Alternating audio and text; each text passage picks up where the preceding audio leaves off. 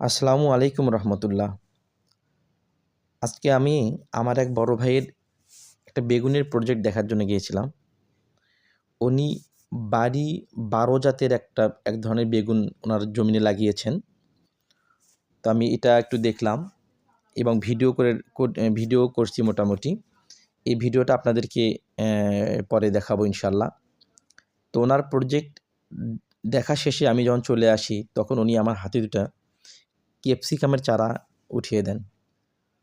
আমি চারা দুটো নিয়ে এসে খুব যত্ন সহকারে আমার টবে লাগিয়ে দিলাম। তো আসলে বিষয় গাছ লাগান এটা আমার একটা শখ। গাছের প্রতি আমার একটা ভালোবাসা কাজ করে। গাছ লাগাতে আমি খুব ভালোবাসি।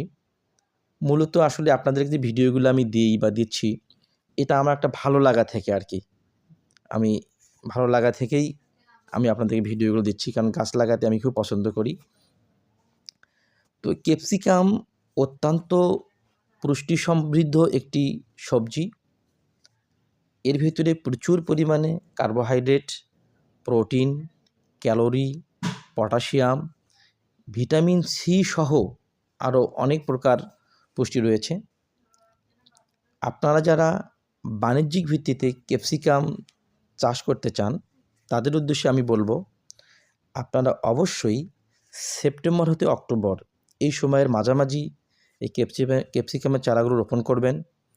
তাহলে এর ফলনটাও ভালো পাবেন, সে সাথে এর যে একটা বাজার মূল্য আছে সেটাও ইনশাল্লাহ ভালো পাবেন আশা করি।